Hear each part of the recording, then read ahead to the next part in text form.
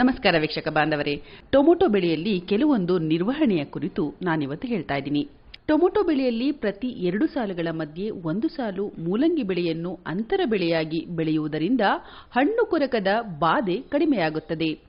Tomato ಬೆಳೆಯಲ್ಲಿ ಬೂದು ರೋಗದ ಬಾಧೆ ಕಂಡುಬಂದಲ್ಲಿ 3 ಗ್ರಾಂ ನೀರಿನಲ್ಲಿ ಕರಗುವ ಗಂಧಕವನ್ನು ಪ್ರತಿ ಲೀಟರ್ ನೀರಿಗೆ ಬೆರೆಸಿ ಸಿಂಪಡಿಸಬೇಕು.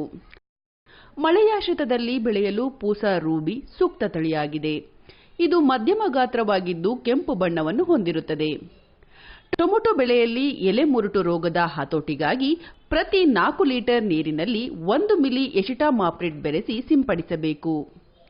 ಟೊಮೊಟೊ ಬೆಳೆಯಲ್ಲೇನಾದರೂ ರಸ ಹೀರುವ ಕೀಟಗಳು ಕಂಡುಬಂದಲ್ಲಿ ಪ್ರತಿ ಲೀಟರ್ ನೀರಿನಲ್ಲಿ 1.75 ಮಿಲಿ ಡೈಮಿಥೋಯೇಟ್ ಬೆರೆಸಿ ಸಿಂಪಡಿಸಬೇಕು. ಟೊಮೊಟೊ ಬೆಳೆಯಲ್ಲಿ ಕಾಯಿ ಕೊರಕದ ಬಾಧೆ ಕಂಡುಬಂದಲ್ಲಿ 1 ಗ್ರಾಂ ಥಯೋಡಿ ಕಾರ್ಬ್ 75 WPಯನ್ನು ಪ್ರತಿ ಲೀಟರ್ ನೀರಿಗೆ ಬೆರೆಸಿ ಸಿಂಪಡಿಸಬೇಕು. ಮತ್ತೊಂದು ಒಳ್ಳೆಯ ವಿಷಯದೊಂದಿಗೆ ನಾನು ನಿಮ್ಮನ್ನ ಭೇಟಿಯಾಗ್ತೀನಿ.